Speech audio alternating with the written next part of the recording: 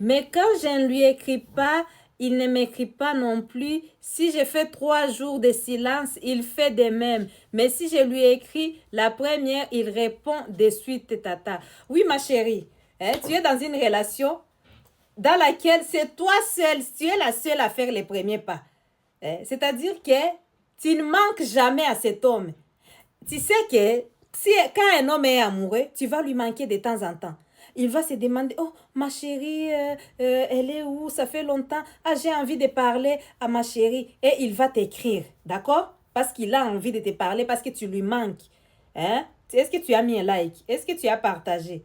Il faut partager parce qu'ici on partage, on n'est pas égoïste. Je suis Joyce et je suis ta sexothérapeute préférée. Je suis ta love coach également. D'accord? Donc, si tu ne manques pas à cet homme, ça signifie qu'il n'est pas amoureux. Parce que quand on aime, on a envie de parler à l'autre. On ne peut pas rester 3 jours sans parler à l'autre, en fait. On a envie de parler à l'autre. Mais si c'est toi seul qui fait les premiers pas, il faut te poser la question, ma chérie. Il faut te poser la question, tu as ton intuition. Mais après, tu ne vas pas te limiter seulement à ça. Est-ce qu'il fait d'autres choses? Est-ce qu'il se projette avec toi? Est-ce qu'il te présente à sa famille? Il y a beaucoup, beaucoup de choses qui peuvent te montrer à ton intuition que tu dois arrêter la relation. D'accord? Et il y a l'exercice que tu peux faire. Tu décides de ne pas lui écrire simplement. Tu décides de ne plus lui écrire. Et si il ne t'écrit pas, c'est-à-dire que tu ne lui manques pas. Et si tu ne lui manques pas, c'est-à-dire qu'il n'est pas amoureux. Et s'il n'est pas amoureux, c'est-à-dire que toi, tu ne dois pas épouser un homme qui ne t'aime pas.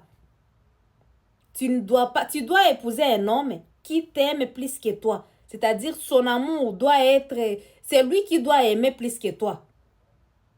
Mais si c'est toi qui as plus d'amour, donc tu as l'amour pour vous deux, ça ne va pas fonctionner, ma chérie.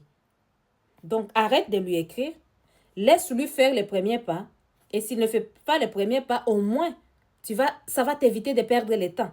C'est vrai que peut-être que la relation va s'arrêter, mais au moins, cette relation va s'arrêter au bon moment. Ça va t'éviter d'être là dans une relation bidon, dans une relation qui n'est pas réelle et de perdre les autres hommes qui pouvaient peut-être t'aimer.